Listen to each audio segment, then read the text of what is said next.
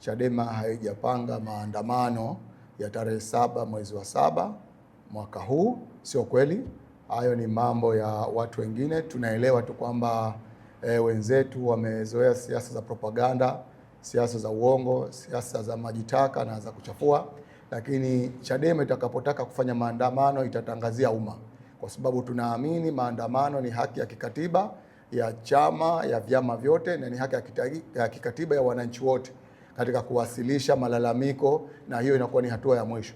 Kwa hivyo Chadema itakapokuwa tayari kufanya maandamano haitofanya kizani, itatangazia wanachama wake na wananchi wote kwamba maandamano yataanzia pahali fulani na yatamalizika pahali fulani, na tutaviarifu vyombo vyote vinavyohusika.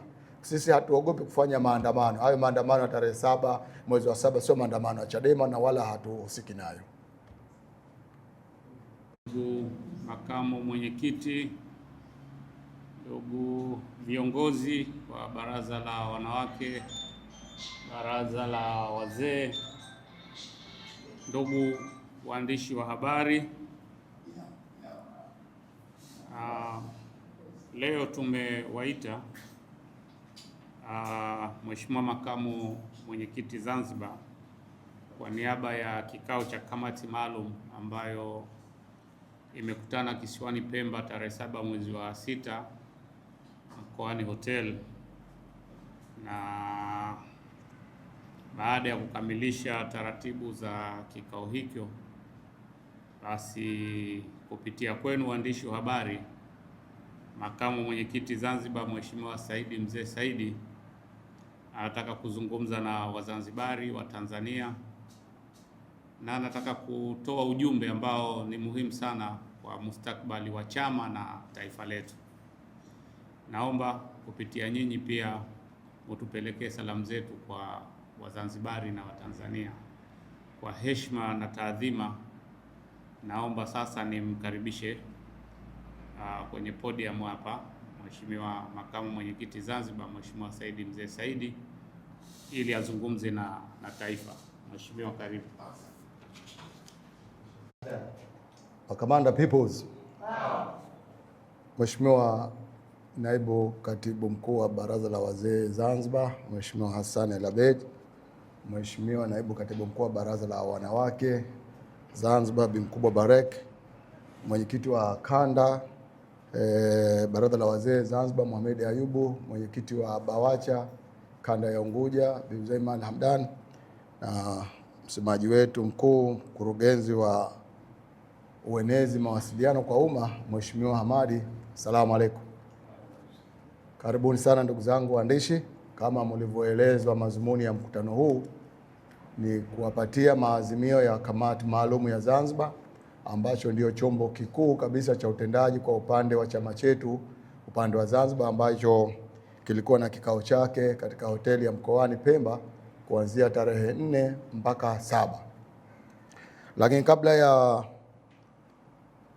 ya kuwapatia maazimio hayo, napenda kuwaarifu umma pia kwamba kunako tarehe 30 ya mwezi wa 5 baraza la wanawake kupitia kamati utendaji yake ambayo iliketi Dodoma, ilimteua ndugu yetu Bi Mkubwa Barek ambaye mnamuona hapa kuwa naibu katibu mkuu wa baraza la wanawake Zanzibar, akichukua nafasi ya Bi Asiata Saidi Abubakar ambaye yeye alijiunga na Chauma.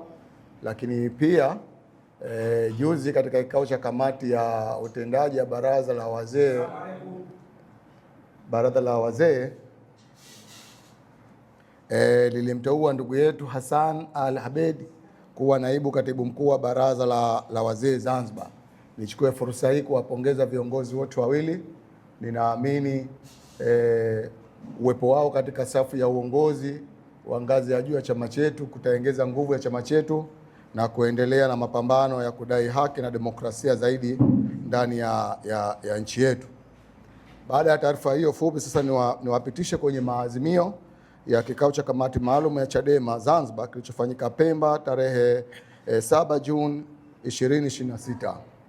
Kamati maalum ya Chadema Zanzibar ilifanya kikao chake cha kawaida tarehe 7 Juni 2026 kisiwani Pemba chini ya uongozi wa makamu mwenyekiti ambaye pia ni mwenyekiti wa kikao hicho ndugu Saidi Mzee Saidi.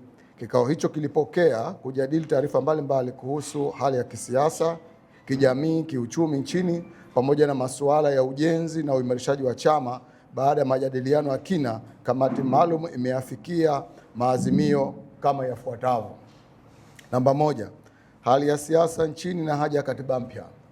Kamati maalum imejadili kwa kina hali ya siasa nchini na kubaini kuwa changamoto nyingi zinazoendelea kuikabili Zanzibar na Tanzania, ikiwemo migogoro ya uchaguzi, matumizi makubwa madaraka ya rais, ukosefu wa uwajibikaji wa taasisi za umma na kuendelea malalamiko kuhusu haki za kiraia na kisiasa, zinatokana na mapungufu ya mfumo wa kikatiba uliopo ambao tumeurisi kwenye ukiritimba wa chama kimoja cha siasa. Kutokana na hali hiyo, kamati maalum imesisitiza ulazima wa kuanza mchakato wa kuandikwa kwa katiba mpya ya Zanzibar ya wananchi itakayojengwa juu ya misingi ya demokrasia, uwajibikaji, usawa na utawala wa sheria.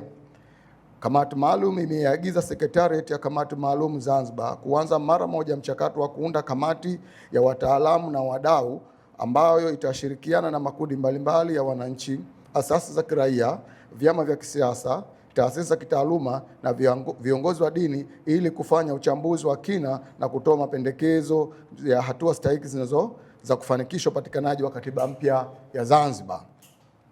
Katiba hiyo inapaswa kuhakikisha kuwa Zanzibar inapata tume huru ya uchaguzi yenye mamlaka kamili ya kusimamia uchaguzi bila kuingiliwa na serikali au chama chochote